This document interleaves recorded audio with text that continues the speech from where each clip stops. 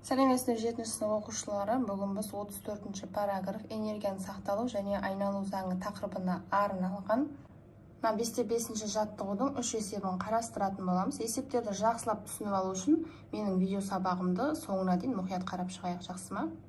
Ал бірінші есептен бастап шығарайық. Бірінші есепте массасы 9 грамм, оқ қалыңдығы 5 сантиметр тақтайға 600 метр бөлінген секунд жылдамдықпен соғылып, 200 метр бөлінген секунд жылдамдықпен тесіп өтеді дейді. Оның кинетикалық энергиясын, істеген жұмысын және тақтайдың кедергі күшін анықтаңдар депті. Кедергі күші өзгермейді деп алыңдар дейді. Ал есептеп шығарайық. Ал берілген жазып алдық. Бірінші есептің массасы 9 грамм, ал ұзындығы 5 сантиметр деген, граммдарды айналдырып алайық, ХБЖ-ға келтіріп алайық.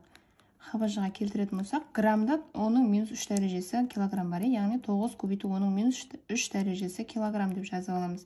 Сантиметрде 5 көбейту оның -2 дәрежесі метр деп алсақ болады, немесе 5-ті 100-ге бөліп тастасақ 0,5 сантиметр деп алсақ болады.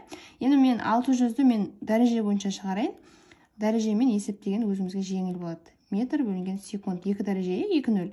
2 көбейту оның 2 дәрежесі метр бөлінген секунд болады. Енді бізге тап дейді, кинетикалық энергияның өзгерісін, жаңағы жұмысты және кедергі күшін тап дейді. Бізде жұмыс пен кинетикалық энергияның өзгерісі бір-біріне тең болады. Екеуі бірдей мән шығады деген сөз. Енді кинетикалық энергияның өзгерісі дегеніміз, кинетикалық энергия 1-ден алып тастаймыз, кинетикалық энергия 2-ні. Ал кинетикалық энергия біріміздің формуласы mv1 квадрат болса, бөлінген 2. Ал кинетикалық энергиямыз 2, mv квадрат бөлінген 2 болады. Екінші жылдамдық бойынша шығарамыз. Енді осыған орнына қояйық. А тең делта деген сөз өзгерісі деген мағынаны білдіреді.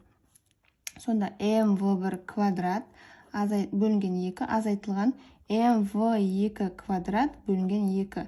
Енді екеуінде де масса бөлінген 2 бар, жақшаны сыртына шығарып тастайық. Қайта-қайта жазып жүрмес үшін, сонда ішінде қалды v1 квадрат азайтылған v2 квадрат. Міне осы формулаға салып шығарады екенбіз. Одан кейін жұмысты, күшті қалай табамыз? Күштің формуласы бізде жұмыстың формуласы F көбейтілген S деген формуласы бар, механикалық жұмыстың. Осы жерде бізде енді F-ті табатын болсақ, мына жерде S-тің орнына біз L-ді аламыз. S пен L бір-біріне тең, өйткені өлшем бірліктері метр, Сонда формуламыз А тең F көбейтілген L болады. Осыдан біз жаңағы күшті табатын болсақ, жұмысты жаңағы ұзындыққа бөліп тастайды екенбіз. Міне негізгі екі формуламыз мынау және міне мына формула. Ал шешуі деп шығарайық мұнда. Шешуі. Бірінші, А және кинетикалық энергияның өзгерісін табамыз. Массамыз бізде 9 көбейтілген оның -3 дәрежесі килограмм, бөлеміз 2-ге, көбейтеміз.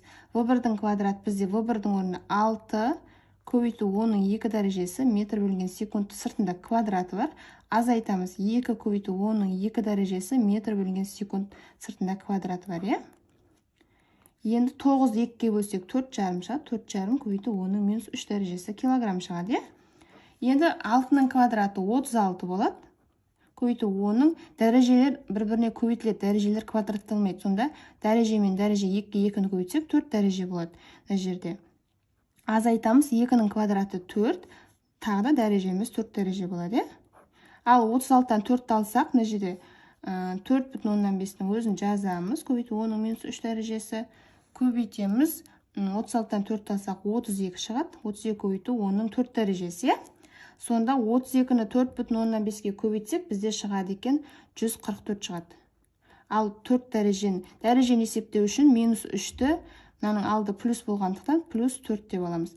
Көбейту болған кезде қосылады дәрежелер, джоуль болады, өлшем бірлігі. Сонда -3-тен плюс 4-ті алып тастасақ, 144 плюс 1 дәреже қалады. Сонда 1 дәреже джоуль болады. Ол деген сөз 144-ті 10-ға көбейтуіміз керек. Сонда 1440 джоуль немесе 1,44-дің 3 дәрежесі деп алсақ, джоуль ол болады 1,44 килоджоуль болады екен. Міне мына жауапта дұрыс, мына былай жазсақ та екеуі де дұрыс болады. Енді осыдан жаңағы күшімізді тауып алайық. А бөлінген ұзындық еді. Жаңағы A'мыз 1440 деп аламыз, джоуль. Оны бөлеміз, L ұзындығымыз 5 көбейту оның -2 дәрежесі метрге. Сонда бөлсек бізде шығады екен 288 көбейту 10-ның 2 дәрежесі ньютон. Немесе 28,8 көбейту 10-ның 3 дәрежесі ньютон деп алсақ болады. Жуықтап жіберсек 29-ға келеді. 29 көбейту 10-ның 3 дәрежесі ньютон, ол болады 29 килоньютон. Міне, екінші жауабымыз осы екен. Ал екінші есепте бізде массасы 100 тонна ұшақ жерден 1 километр биіктікке көтерілгенде жылдамдығы 200 метр бөлінген секунд болады. Оның жермен салыстырғандағы механикалық энергиясы қандай дейді. Ал берілген жазып алдық екінші есептің. Бізде массасы 100 тонна, биіктігі 1 километр деп тұр. Қыбыжық айналдырайық. Тоннада бізде оның 3 дәрежесі бар. Және мына 2 нөлмен 10-ның 5 дәрежесі болады, килограмм. Ал километрде 1000 метр бар, яғни 10-ның 3 дәрежесі метр деп алсақ болады. Енді бізге механикалық энергияны тап деген. Механикалық энергия дегеніміз кинетикалық энергия мен жаңағы потенциалдық энергияның қосындысына тең. Кинетикалық энергиямыз біздің mv квадрат бөлінген 2-ге тең болса, ал потенциалдық энергиямыз mgh-ға тең. Сонда механикалық энергиямыз екеуінің қосындысына тең. mv квадрат бөлінген 2-ні қосамыз mgh-ға. Енді бізде екеуінде де масса болып тұр, көбейтіліп тұр, екеуінде де массаны жақшаның сыртына шығарып жібереміз. 2 рет жазып жүріп есептемеу үшін v квадрат бөлінген 2 қалды біріншісінде, сонда екіншісіне gh қалды. G дегеніміз бұл жерде еркін сөуде 10, жуықтап 10 деп аламыз. Енді осы формулаға шешуі деп шығарамыз, сан мәндерін қойып. Шешуі сонда энергиямыз тең болады, массамыз 10-ның 5 дәрежесі килограмм, v-ның квадрат, яғни мынаны мен дәрежемен алып алайын, бізге ыңғайлы болу үшін. Сонда 2 көбейту 10-ның 2 дәрежесі бар, өйткені 2 нөлі бар. Сонда 2 көбейту 10-ның 2 дәрежесі метр бөлінген секундтың квадраты бөлінген 2. Қосылған G бізде 10 метр бөлінген секунд квадрат деп алайық. H-ымыз 10-ның 3 дәрежесі метр. Ал есептейік. 10-ның 5 дәрежесін өзін жазамыз. 2-ның квадрат бізде 4 болады. 4-ті 2-ге бөлсек 2-ның өзі қалады. 2 көбейту, ал дәрежеміз 2 бір-біріне көбейтеді. 2-ге 2-ні көбейтсек 10-ның 4 дәрежесі болады. Қосылған мына жерде 10-ның 3 дәрежесі, мына жерде 1 дәреже бар. Онда сонымен екеуін қоссақ 10-ның 4 дәрежесі болады. Енді бізде мынаның алдында дәрежелер бір-біріне ұқсайды. Қосу үшін дәрежелерін бірдей неге келтіреміз. Ал егер мынау 4, мынау 3 болатын болса, онда қоса алмаймыз. Енді мына жерде дәрежеміз бір-біріне келіп тұрғандықтан мынаның алдында 1 бар деген сөз, 1 көбейтіліп тұр деген сөз, ол 1-ді жазбасақ та болады. Сонда мына екеуін қоссақ, 2-ге 1-ді қоссақ 3 болады. Көбейту сонда 1 дәрежесін ғана жазамыз. 2 дәреже бірден жазылмайды, олар қосылмайды. Яғни тек 4 дәреженің өзін жазамыз. Сонда мына жерде 5 дәреже бар. 5 дәрежеге 4 дәреже қосылады, жөл болады. Сонда 3 көбейту 10-ның 5-ке 4-ті қоссақ 9 дәреже жөл. 9 дәреже бізде гиганы береді. Сонда 3 гигат жөл дегенді береді. Міне жауабы, механикалық энергиямыз 3 гигат жөлге тең.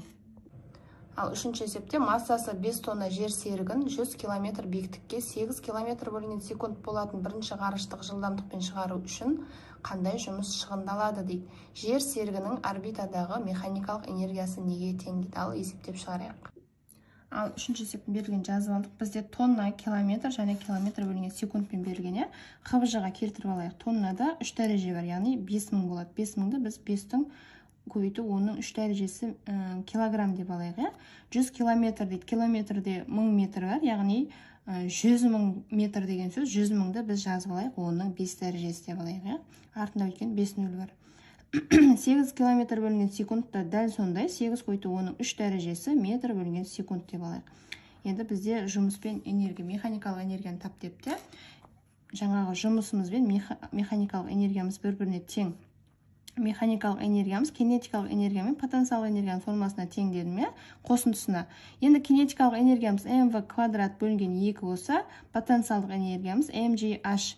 Дәл бұдан алдыңғы есепте жинақтап шығардым, жаңа массаны шығарып жібердік. Ішінде v квадрат бөлінген 2 қалды, плюс gh қалды. Міне, осы формула бойынша, осы формулаға сан мәндерін қойып шығарамыз, шешуі деп.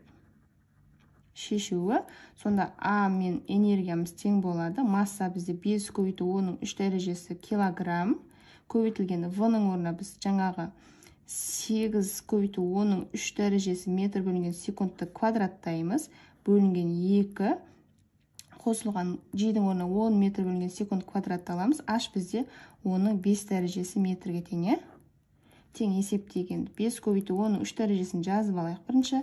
Енді 8-ның квадраты бізде 64. 64-ті 2-ге бөлсек 32 шығады. Жақшаның ішінде 32 көбейту 10-ның дәрежелер көбейтіледі деп айттым. 3 пен 2-ні көбейтсек 6 дәреже болады. Қосу. Енді жерде 5 дәреже, мынада 1 дәреже бар деген сөз. Екеуі қосылады көбейтіліп тұрғандықтан, сонда 10-ның 6 дәрежесі болады ол жер. Сонда 5 көбейту 10-ның 3 дәрежесін жазып алайын бірінші. Енді жақшаның ішін орындайық. Мынаның алдында 1 көбейтіліп тұр деген сөз, яғни 1 бар деген сөз.